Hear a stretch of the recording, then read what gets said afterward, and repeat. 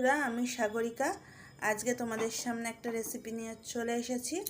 তো একটা প্যান নিয়ে নিয়েছি, তার মধ্যে সামান্য সাদা তেল দিয়ে দিয়েছি।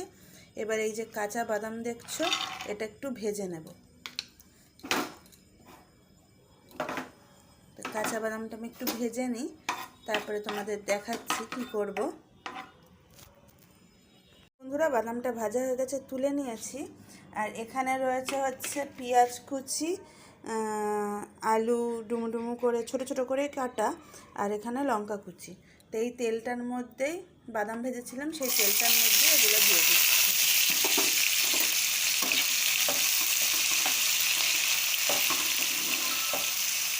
এবার এগুলো একটু ভালো করে ভেজে নিই, ভেজে নিয়ে তারপর তোমাদের সামনে আবার আসছি।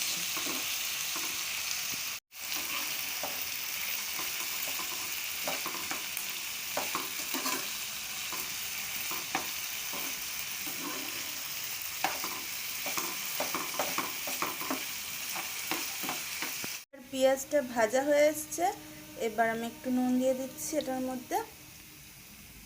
তো নুনটা দিয়ে একটু ভাজা ভাজা করে নিই।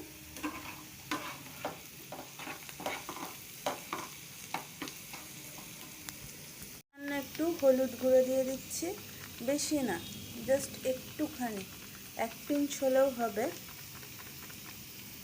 দিয়ে দিলাম। এবার এটাকে একটু নাড়াচাড়া করে আর একটু ভেজে নিই, তারপরে আবার ফিরে আসছি। পুরো আলুটা ভাজা হয়ে গেছে, আমি ওপর থেকে সুজিটা দিয়ে দিচ্ছি।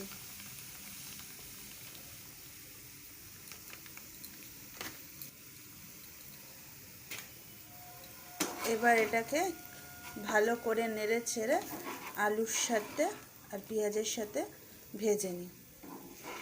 আমি যেহেতু এক হাতে ধরে রয়েছি, সেই জন্য আমার একটু অসুবিধা হচ্ছে, বুঝতেই পারছো।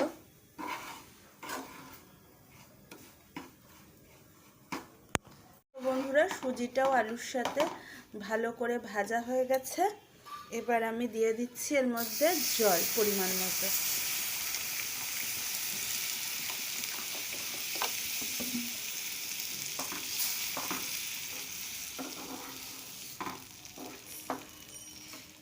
পরিমাণ মতো জল দিয়ে দিয়েছি। এবার একটু এটা ফুটুক, ফুটলেই রেডি হয়ে যাবে ঝাল সুজি। বিকেলের টিফিনে বা সকালের টিফিনে বানিয়ে ফেলুন এরম মুখরোচক ঝাল সুজি।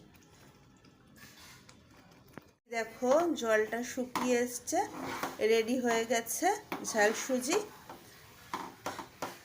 চলো, সন্ধ্যের টিফিন বা সকালের টিফিন হিসেবে আমরা এই ঝাল সুজিটা ইউজ করতে পারি। 10 টাকার সুজি দিয়ে সহজেই বানিয়ে ফেলুন এরম ঝটপট একটা রেসিপি, ঝাল সুজি।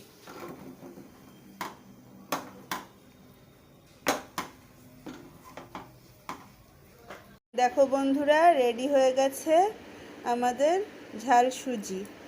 সাথে এরম বাদাম দিয়ে আমি সার্ভ করেছি, খুব সুন্দর লাগে। বাচ্চা মানে বয়স্ক সবাই এটা খুব প্রিয়। বয়স্করা যাদের দাঁত নেই তারা বাদাম ছাড়া খাবে, আর বাচ্চাদের তো খুবই প্রিয় এটা। চলো, তোমরা এরমভাবে বাড়িতে বানিয়ে খেও, কিরম লেগেছে আমাকে জানিও। লাইক করো, কমেন্ট করো, শেয়ার করো, আমার চ্যানেলটাকে সাবস্ক্রাইব করো। ভালো থাকো, আজকের মতো এইখানেই, টাটা, বাই বাই।